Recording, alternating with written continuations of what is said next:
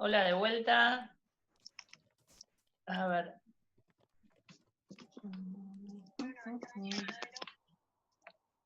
¿Había quedado alguna pregunta que quieren aprovechar para plantear ahora? Voy a ver. A ver.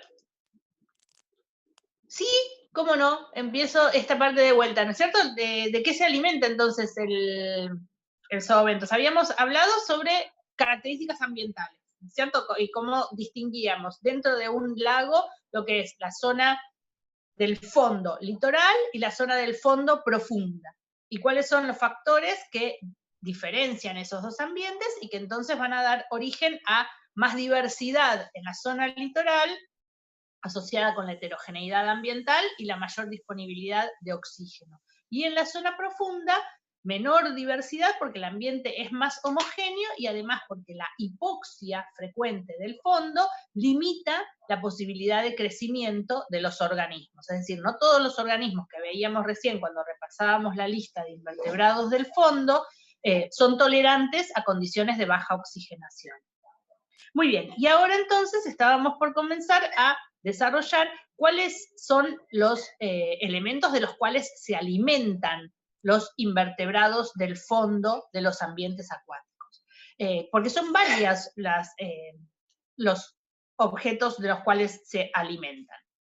En primer lugar está el perifitón. Si el fondo está iluminado, toda la superficie puede ser colonizada por el perifitón. ¿Se acuerdan ustedes del perifitón? Una comunidad de algas atacheadas, algas sésiles que crecen sobre superficie, también compartida con protozoos, con bacterias, con hongos, que le da un funcionamiento ecosistémico de intercambio de materia y además de producción de biomasa. Bueno, toda esa comunidad de productores del perifitón que está asociada a las superficies de zonas sumergidas iluminadas es materia orgánica que puede ser pastoreada.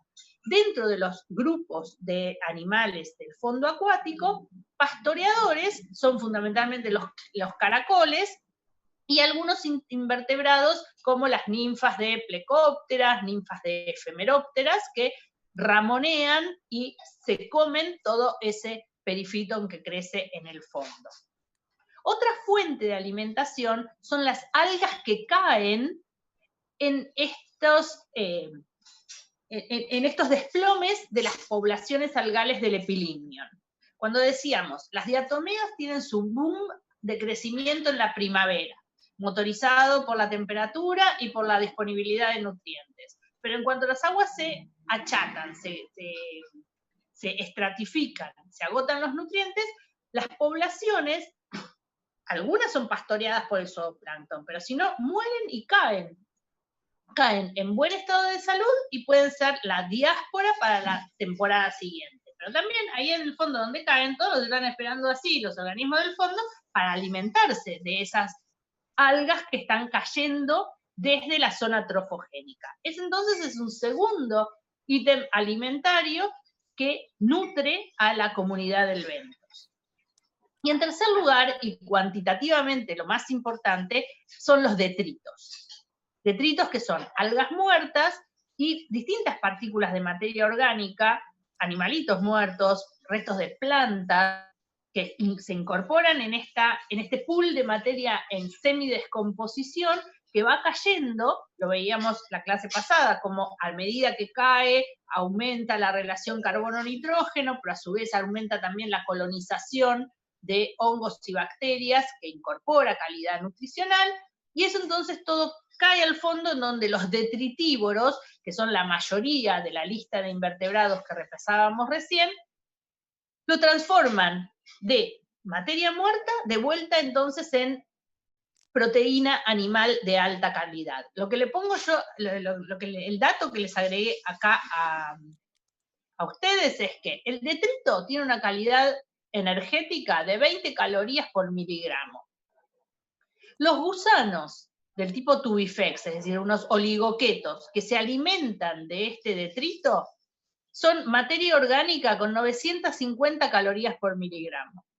Es decir, esto que es baja calidad alimentaria se transforma en altísima calidad alimentaria. Y de hecho, estos gusanos de fondo, los tubifex, son pero favoritos de los peces que directamente los ubican y van a buscarlos al fondo. Si alguno de ustedes tiene pecera y le quiso comprar alguna vez una golosina a sus peces, en los acuarios les recomiendan estos gusanitos, porque son deliciosos para los peces por su alta calidad nutricional. Pero entonces, ese zoobentos le aumenta la calidad al detrito.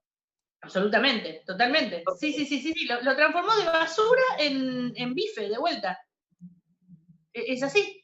Le diste de comer basura ecológica y te lo transformó en algo que no solamente tiene energía, sino que tiene mucha más calidad nutricional por el lado de los componentes de vitaminas, aminoácidos, y en el caso de los tubifex, hierro. Porque muchos de estos organismos, como estrategia de captación de oxígeno en condiciones de hipoxia, tienen hemoglobina, gran cantidad de hemoglobina. Así que son un alimento sumamente nutritivo para los peces. Y bueno, y para cerrar el conjunto de oferta alimentaria, los predadores, que entre esos grupos podemos destacar, por ejemplo, a las ninfas de odonata, cazan sobre algunos de los otros componentes del zoobentos. En resultado, entonces, en lo que hace a la biomasa de zoobentos, podemos ver que en la zona litoral, es decir, por encima de la zona afótica y dentro del epilimnion, la biomasa es mayor que en los sitios del fondo profundo. Y dentro de las dos zonas, la comparación entre una y otra columna está dada porque la primera columna está en sitios en donde el microrrelieve del fondo y las corrientes hacen que ahí se acumule la caída de materia orgánica. Si nosotros quisiéramos hacer un muestreo de caída de materia orgánica, la arquitectura del fondo, el microrrelieve, define mucho zonas de hondonadas en donde se acumula la materia orgánica y son las zonas más expuestas en donde la materia orgánica es barrida. Donde se acumula la materia orgánica es donde se da también la acumulación de animalitos. Y allí entonces es donde se da la mayor biomasa. En cada uno de estos dos, zona litoral o zona profunda, las zonas de acumulación tienen más biomasa que las zonas de no acumulación. Eso por el lado de la biomasa. Por el lado de la producción, existe también un gradiente relacionado con el aporte de materia orgánica. Acá dice materia orgánica importada. ¿Importada de dónde? De la zona de arriba, de la zona trofogénica. Todo lo que cae como materia orgánica, entonces, motoriza la producción del bentos. Y entonces aquí vemos que, en primer lugar, la curva es creciente. Mientras más materia orgánica, más producción del bentos. Eso es lógico y natural, porque lo que actúa como factor limitante en la primera parte del gradiente es la falta de alimento. Pero en la segunda parte del gradiente, donde hay mucha materia orgánica, lo que empieza a actuar como factor limitante es el oxígeno. Porque todos estos animalitos necesitan oxígeno para cumplir con su metabolismo. Y el exceso de materia orgánica hace que la descomposición bacteriana consuma el oxígeno. Eso es algo que nosotros ya sabemos, el fondo de los lagos más productivos es anóxico. En ese fondo anóxico ya no puede haber zoobentos. Y de vuelta, por más que tenemos una enorme cantidad de materia orgánica, no va a haber invertebrados que puedan alimentarse de ella y procesarla. sino que eso va a estar solamente dejado a la descomposición anaeróbica de las bacterias. Bien, para terminar entonces con esta parte del zooventos, un evento destacado en el año es la emergencia de los imagos. Vieron que, sobre todo para la parte de los insectos, destacábamos que muchos tienen larva o ninfa acuática y que el adulto alado es aeroterrestre. Entonces, en algún momento, en general ocurre que las distintas mudas de larvas o ninfas se dan a lo largo de la primavera y verano, y en algún momento del verano se dan las condiciones para empupar o directamente eclosionar la última ninfa. Pasa a la fase alada, allí se da entonces la reproducción y nuevamente depositar los huevos, que en algún estadio son los de resistencia de la temporada invernal o de la temporada hostil. Bueno, la emergencia del adulto desde el medio acuático hacia el medio terrestre es el evento de la vida de cada uno de estos bichitos. La pupa o último estadio de ninfa llega a la superficie y allí entonces se da la ruptura de la muda y la salida al ambiente aéreo. Como todo ocurre en el mismo momento, entonces los lagos que tienen gran cantidad de insectos acuáticos, la eclosión es un fenómeno que de hecho se ve a la distancia, se percibe como una gran salida de organismos.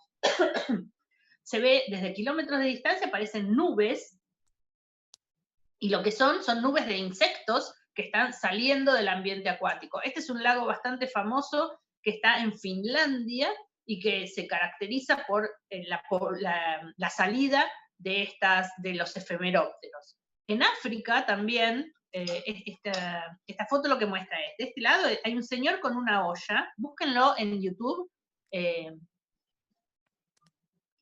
la emergencia de los efemerópteros y dípteros del lago Malawi, que la gente los caza con distintos elementos, en general con ollas o con sartenes, directamente los caza a todos estos bichitos y luego los hace tortitas, se comen. La gente come como un alimento muy rico en proteína a todos estos adultos que al emerger todos juntos, entonces facilitan la captura. Bueno, listo.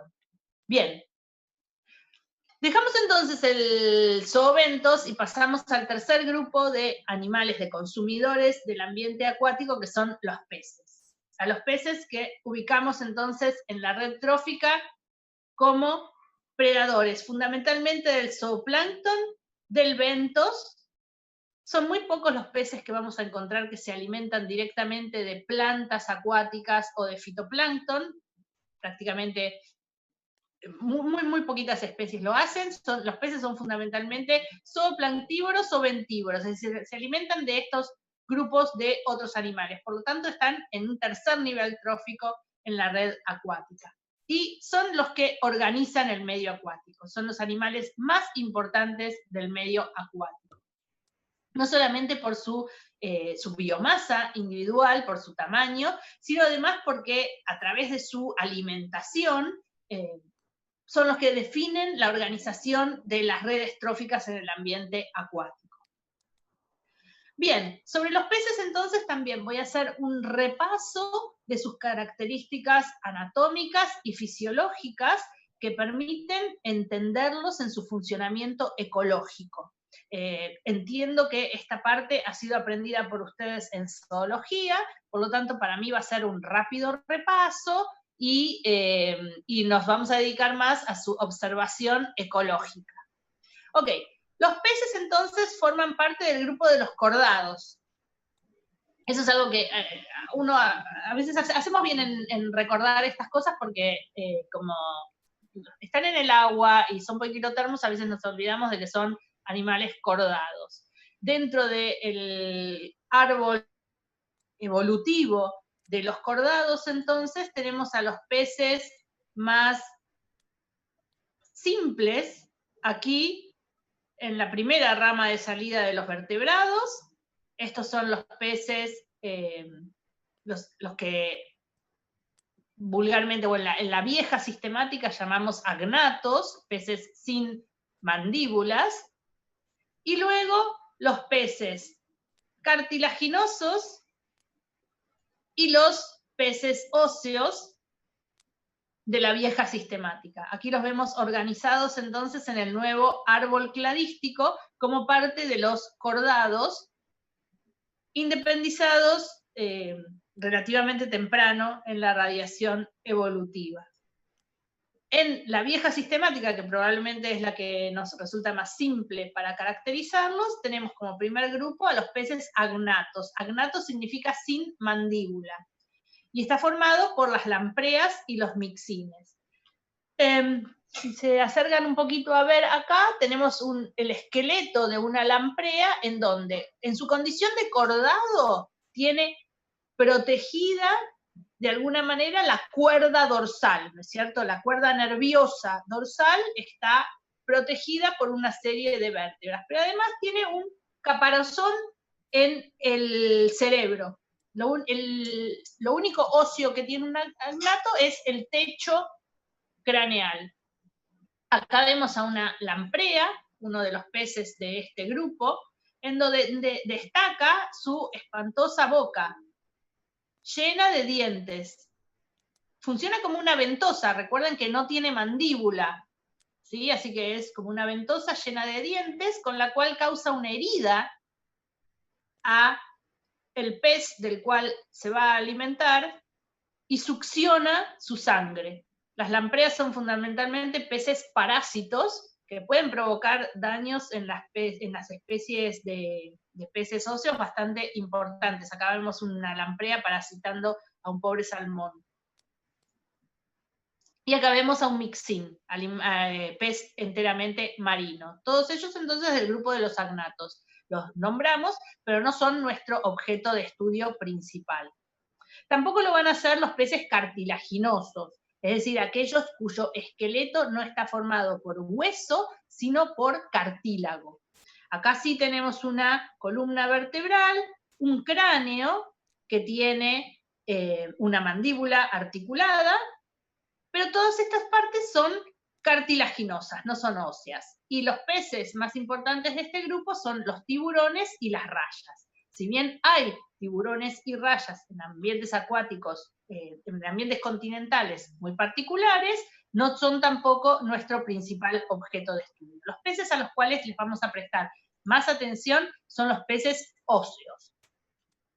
Los peces que tienen un esqueleto óseo completo y que tienen aletas con espinas, con radios óseos.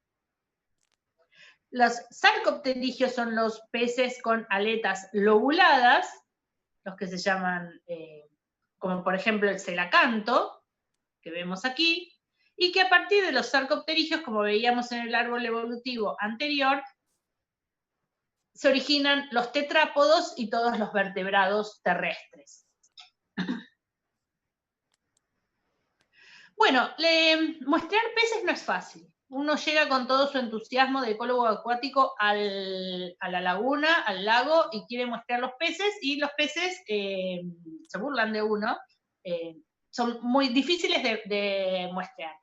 Sin embargo, del lado de del Homo sapiens, lo que tenemos es que nuestra relación con los peces es muy, muy especial, porque los peces no solamente son un interesantísimo objeto de estudio y parte de la valiosa biodiversidad, sino que además los peces son comida para nosotros.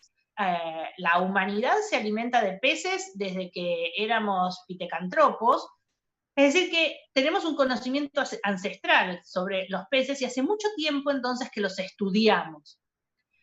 Eso también desarrolló toda la ciencia del estudio de las pesquerías y los recursos pesqueros que tienen una metodología particular, de la cual la ecología acuática, por supuesto, se nutre y se aprovecha para conocer las poblaciones de peces. Existen distintos elementos con los cuales se realizan muestreos de peces, asociados fundamentalmente al tipo de ambiente en el cual se quiere trabajar. No es lo mismo trabajar en la zona litoral que en las aguas abiertas, ni en un río que en un arroyo. Para cada uno hay que adaptar elementos adecuados. Los principales, o los que se usan con mayor frecuencia, son redes agalleras, que vemos aquí cómo se tienden a lo largo de una transecta y que dejan su malla tendida para que los peces se enganchen y finalmente entonces al levantarla poder hacer un estudio de cuáles son los peces que han caído en la red. En la zona litoral, redes de arrastre, como vemos aquí, que se tiende una red y luego se jala de ella para encerrar a los peces que quedaron en esa porción de orilla. Trampas de distintos tipos que se dejan con cebo o sin cebo para que los peces caigan en ella y luego al recogerlas hacer un muestreo de los peces que han caído. O si no, tecnologías de electrificación de bajo voltaje, por supuesto, en las aguas, en donde los peces quedan atontados y rápidamente entonces se los puede capturar y cuantificar como técnica de muestreo. Bien, el repaso entonces de la anatomía y de la fisiología de los peces. He aquí un pez. Los peces son animales que tienen cabeza, tienen tronco y tienen cola. Tienen una serie de aletas, dorsal, anal, pélvicas y pectorales, además de la caudal, con la cual se da el principal impulso natatorio. En la cabeza destacan el ojo, la boca, y al finalizar ella, las agallas, cubiertas por el opérculo para protegerlas. La piel, una de las cosas que caracteriza a los peces es su piel cubierta por escamas, en la mayoría de ellos, si bien algunos no tienen escamas, sino tienen placas óseas, y algunos no tienen ni escamas ni placas óseas, y es una piel lisa. Ahora sí, los peces, como decíamos, tienen un esqueleto completo. Tienen un cráneo con distintas piezas y tienen una mandíbula articulada. Muchos peces tienen dientes. Algunos tienen unos dientes muy poderosos y muy fuertes y pegan unos tarascones terribles. Tienen una columna vertebral que protege a la médula espinal. Y como decíamos, las aletas tienen radios. A mí no me mordió un pez, creo que no me mordió un pez, no, pero uno se expone a mordeduras de peces. Cuando muestreamos, uno de los peces frecuentes en las lagunas que muestreamos es un dientudo, y el dientudo tiene unos dientes que le dan su nombre, y es un pez bastante activo. Las tarariras también provocan fuertes mordidas, y ni que hablar, por ejemplo, los dorados, los que directamente comen adentelladas. Las pirañas también son conocidas por sus... Las palometas y las pirañas también comen adentelladas y tienen una serie de dientes bastante potentes. Entonces, decíamos los dientes, la columna vertebral y los radios de las aletas, que le dan estructura. Sobre el esqueleto se montan los músculos, y como en todos los vertebrados, hay dos clases de músculos. Los músculos lisos, de contracción involuntaria, que están asociados fundamentalmente a la motilidad del tracto gastrointestinal, y los músculos estriados, que son el músculo esquelético, que le va a dar la capacidad de movimiento, de natación al pez, y el músculo cardíaco. Otro elemento asociado a la locomoción de los peces, bastante importante, es la vejiga natatoria. Solamente los peces óseos tienen vejiga natatoria, y la vejiga natatoria es un órgano que le permite, a través de la posibilidad de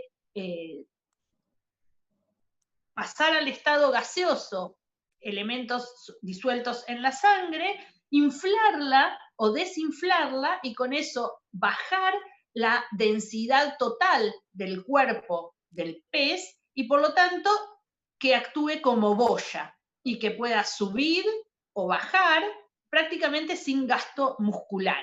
La vejiga natatoria es un órgano bastante importante y que le ahorra mucha energía a los peces óseos. El aparato respiratorio de los peces está formado fundamentalmente por sus branquias.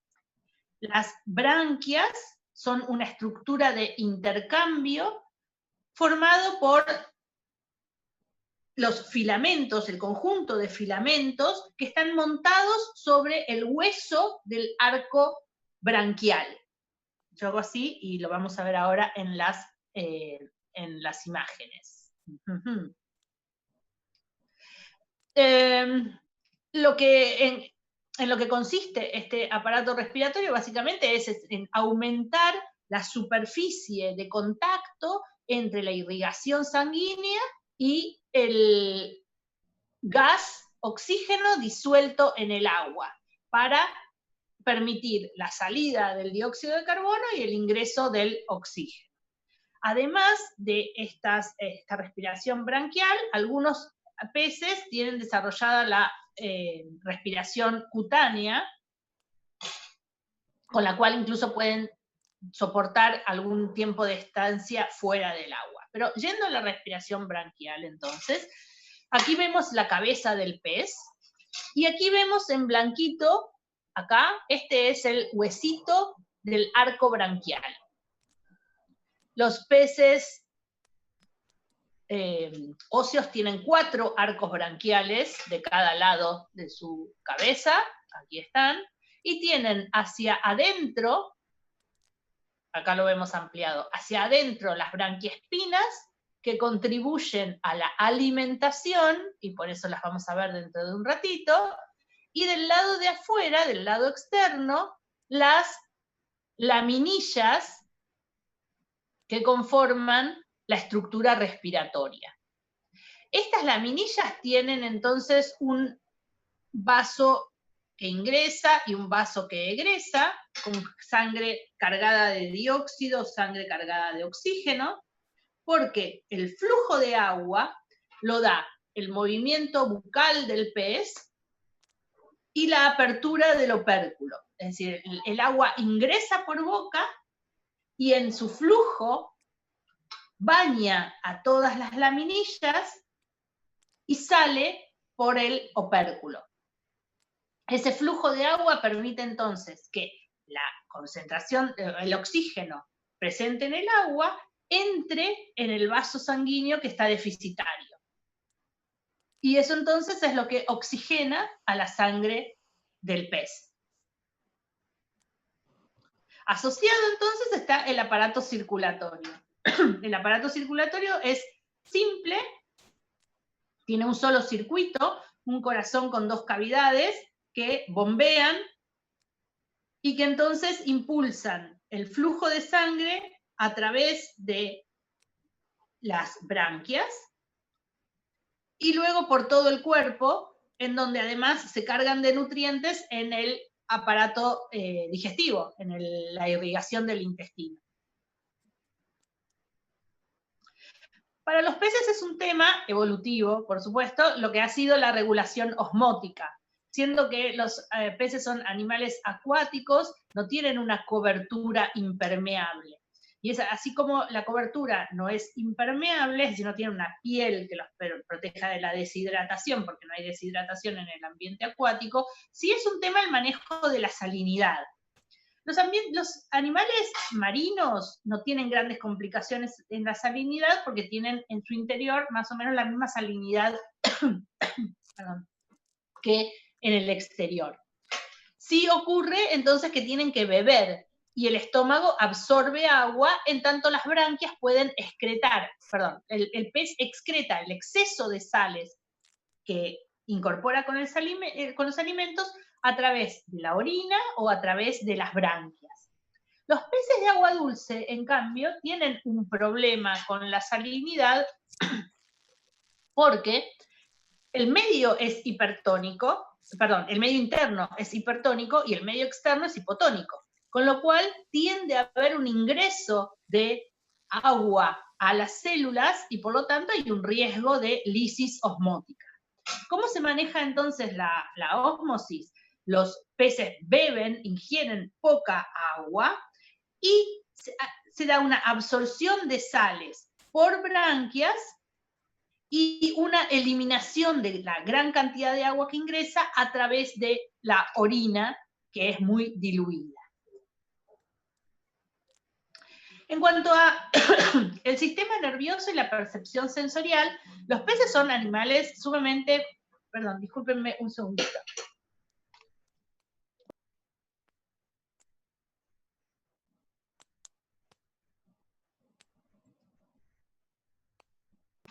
Perdón. Decía sobre los peces y su sistema nervioso y sensorial. Los peces son animales absolutamente adaptados al ambiente acuático, no solo en lo que hace a su performance física y a su hidrodinámica, sino también a la captación de señales en el medio acuático. Los peces tienen absolutamente bien desarrollados los sentidos de la vista, del olfato, del tacto y del gusto.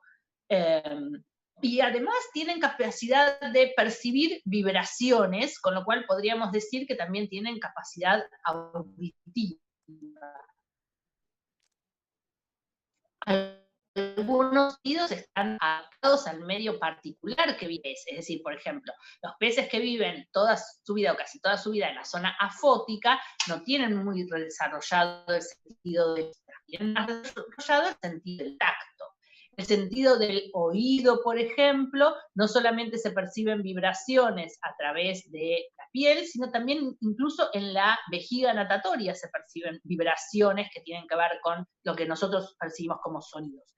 La capacidad de gusto y olfato de los peces es muy sensible. Y además, los peces tienen lo que se llama la línea lateral. La línea lateral es un órgano distribuido a lo largo de todo el cuerpo del pez, de cada uno de sus dos laterales, y consiste en una serie de terminales nerviosas ubicadas en un poro de la línea de escamas, con lo cual le da una sensibilidad muy, muy particular y funciona prácticamente como un sentido del tacto a la distancia, percibiendo vibraciones y corrientes del agua. Y por supuesto, no solamente es importante esa información en todo momento, sino que es particularmente importante en condiciones de turbidez del agua. Bueno, acercándonos a la ecología, el rol trófico de los peces resulta crítico en el ambiente acuático. Casi todos los peces de jóvenes son, todos los peces podríamos decir, todos los peces jóvenes, los juveniles, como alevines, o como larvas o como jóvenes, son zooplanctívoros. El zooplancton es un alimento de altísima calidad nutricional, así que casi todos los jóvenes de peces son zooplanctívoros. Como adultos existe una partición de los nichos tróficos y los peces se especializan en algún ítem alimentario. Tenemos peces que son planctívoros a lo largo de toda su vida. Acá vemos larvas, como decíamos recién, los peces jóvenes, pero además algunos peces que de adultos son planctívoros, como por ejemplo el pejerrey. Otros peces de adultos son predominantemente bentívoros, se alimentan de organismos del bentos, y por lo tanto van a ser peces que pasen la mayor parte del tiempo en el fondo del agua, como por ejemplo los bagres, que tienen ojos chiquitos y poca capacidad visual, pero tienen unos largos bigotes muy sensibles porque trabajan fundamentalmente con el olfato y con el tacto. Otros peces son netamente detritívoros y comen cualquier tipo de materia orgánica en cualquier estado de descomposición que se encuentre. Es decir, pueden comer cosas vivas, pero también gran parte de la ingesta se va a los detritos.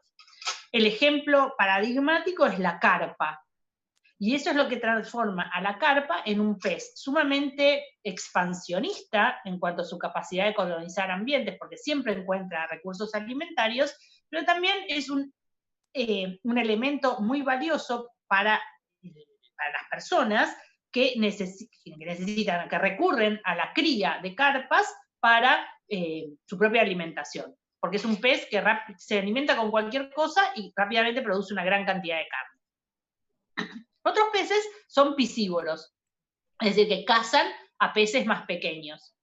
Ejemplos, el salmón, la trucha, la tararira en los ambientes de lagunas pampeanas, los dorados que mencionábamos recién en el río Paraná. Otros peces son iliófagos, es decir, que comen fundamentalmente, ingieren barro y dentro de su aparato digestivo separan la parte nutritiva de bentos y de detritos y eliminan por heces el exceso de tierra que se haya alimentado, de la cual se haya alimentado.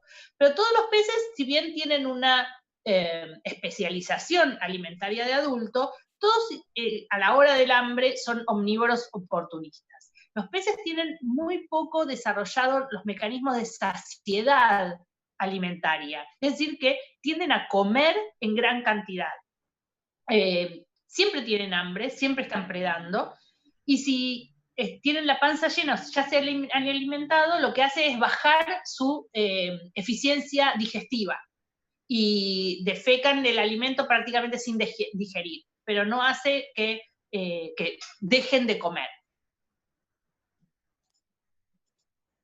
El aparato digestivo de los peces es un aparato digestivo completo, como si estuviéramos hablando del nuestro. Boca, esófago, que va a parar a un estómago, en donde un pH bajo se da fundamentalmente la primera proteólisis.